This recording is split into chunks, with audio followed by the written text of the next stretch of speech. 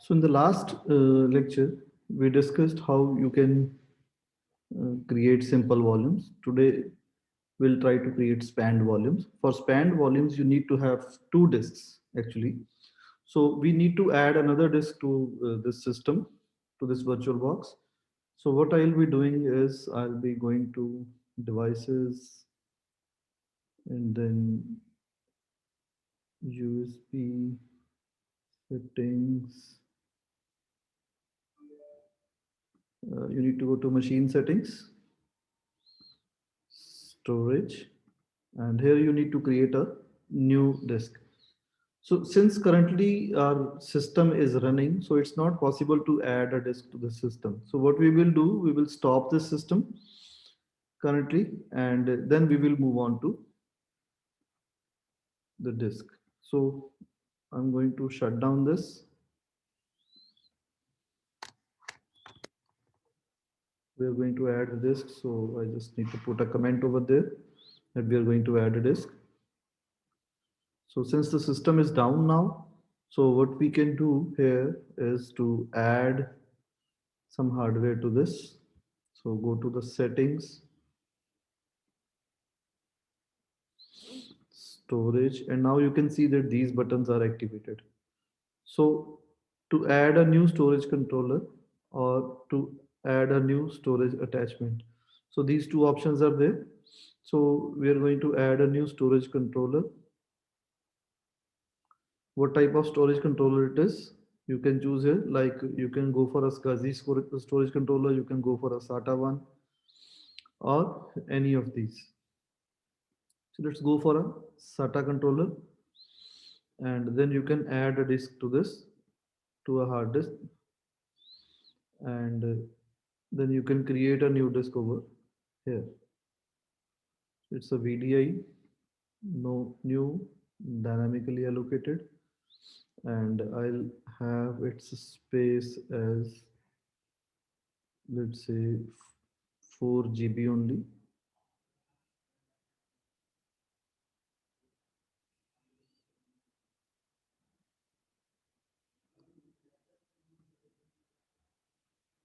So this much is sufficient.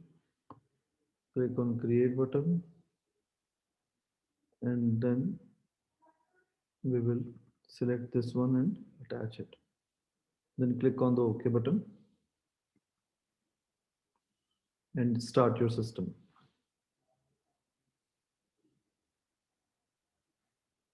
So these settings are actually only required when you are working in the virtual environment.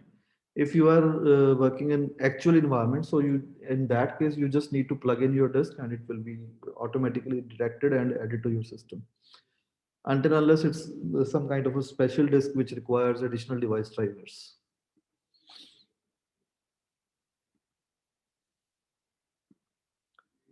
So let's log into the system and see what it says. It says it has found a new hardware. So what is that hardware? That is the disk. So it should automatically configure this disk.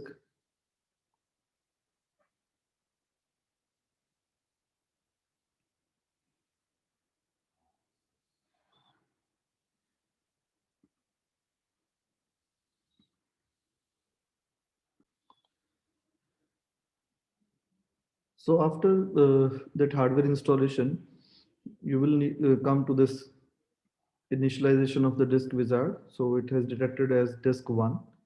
Click on next. Select one of the disks you want to convert to dynamic disk. So it's disk 1 that we need to convert to dynamic disk, and click on this and finish. So now you have disk 0 as dynamic disk, which was the older one, and disk 1 is the new physical disk which we have added to this system. So now with this, we can now create a spanned volume. So let's delete the older one. Delete this volume. Want to continue? Yes. So this will delete the entire volume. You can see here. Now I actually deleted one volume and it has deleted both the disks with E drive. And you are left with this 5 GB of unallocated space. Now since we have two disks available over here, and you will see another option which is activated, which is spanned volume. In last video you could see that only simple volume was activated because we had only one disk. Here we have now two disks, so spanned, striped and mirrored volumes are available, and RAID 5 will be available when you go with the three disks. So currently we have two only, so you can go for simple, spanned, striped or mirrored volume. So let's go to the spanned volume option, click on next button, and it says that this disk is available to be added to the spanned volume. Click on add button, and then you can now select here which size you want to add to this volume. Like I can reduce the size, like I could take 3 GB out of this disk 0 and 2 GB out of this disk 1, or 3 GB 3 GB each to make a 6 GB partition, or you can combine these two all together, 5 plus 4, 9 GB almost, by keeping it as such. So if you want to change it, then you can do it like this. You can combine 2 GB of this from here. So this is going to be now 7 or almost 8 GB, and you will be left with 2 GB of unallocated space. Click on next and perform a quick format in NTFS file system and then finish. So here you could see now that you have the E drive available. It's shared between the two disks, disk 0 and disk 1. And in the my computer, you could see its size is now almost 8 GB, 7.98 GB. So this is the spanned volume. You can even extend this spanned volume by clicking on this option and then click on next, and out of this 2 GB space you could go for another GB to extend it and then finish. So it has extended, and then you can see the total size of your disk has increased to 8.995 GB. Fine. So let's delete this and then move on to the next option. Right click, new drive, click on next, and then you choose the striped option. Fine. So we discussed yesterday what is a striped option. It will store the data stripe by stripe, like 64 KB blocks will be created. The first block will be stored on the first disk, the next block will be stored on the second disk, next block on third disk, and so on, and then come back to the disk 0 or the first disk, again store the next 64 KB on that, and then on the next one, and then on the next one. So select this disk, click on the add button, click on the next button, and then next, and then perform a quick format, click next, and then finish. So this has created a striped volume. So you can notice the color difference, like the striped volume is shown in this green color, whereas the spanned volume was shown in pink color. Now you can also create, let's first check the size of this spanned volume. What is the size? It's 8.66 GB. Fine. Now let's try to create a mirrored volume. So let's delete this from here. You just notice one more thing.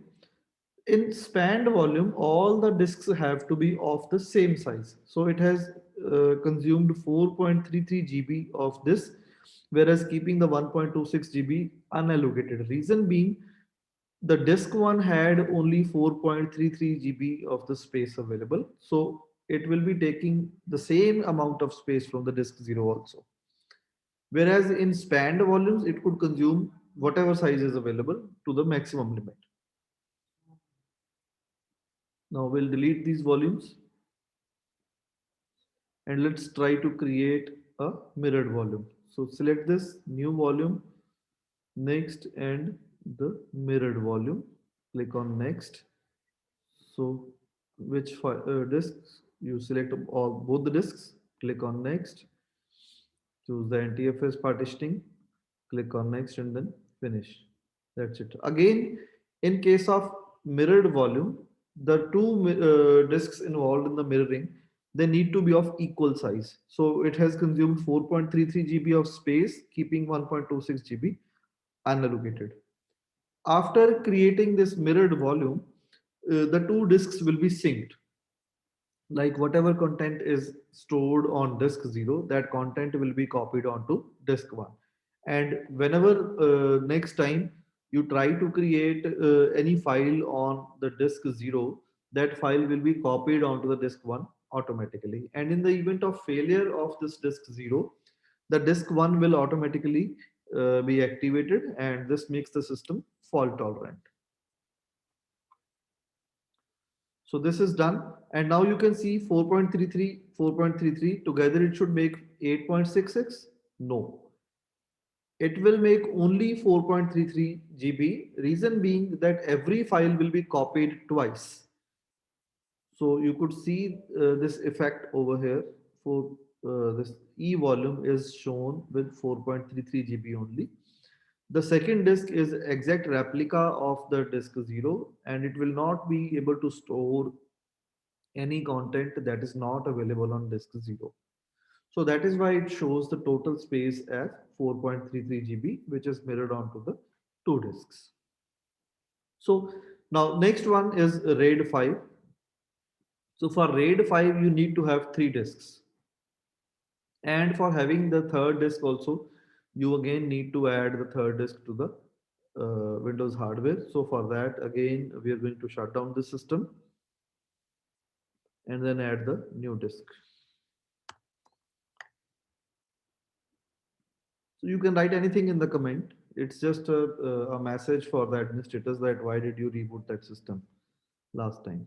So go to this Windows 2003 settings, storage, and let's add it to the same IDE controller this time by clicking on this add disk button.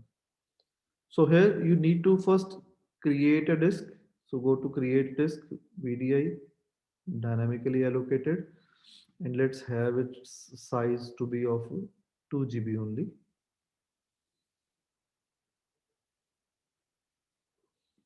Create. Fine. And just select the disk with the 2 GB space and click on the OK button. Then start your system.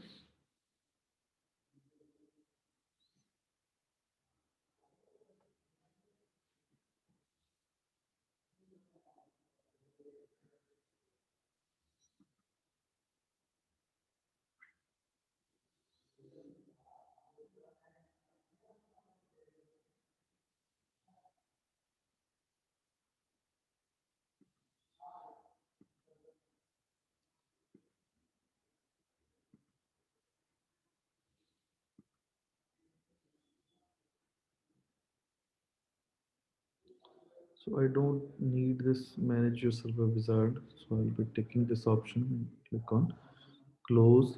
Now open the disk administrator, administrative tools, computer management, disk management.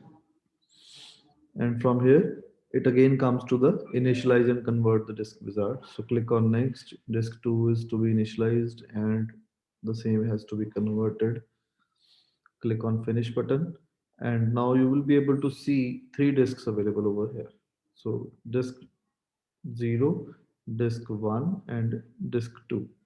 Now let's try to create a RAID 5 volume. So click on next and you could see here now that RAID 5 is activated. Click on next and it shows that these disks are available to participate in the RAID 5.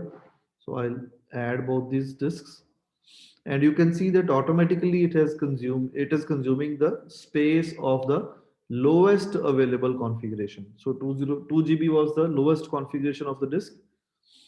So it will create a RAID 5 with the 2 GB, perform a quick format and finish.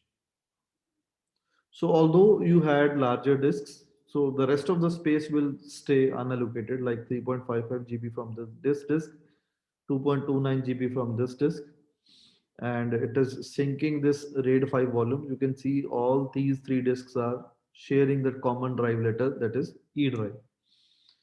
So let it resync first, and then we'll check its size, the total available size. So it's not going to be 2 GB plus 2 GB plus 2 GB, that is 6 GB. So it will remain as 2 GB, like uh, some part of this disk will be stored as per IT and some part will be consumed for storing the data. So it's not going to be 6 GB, but rather it is of 4 GB only, because portions of this disk are storing the per IT information, which is not the actual data, but the data about the data and how to recover the data. That metadata is stored there. So that's all about these three disk configurations available with us.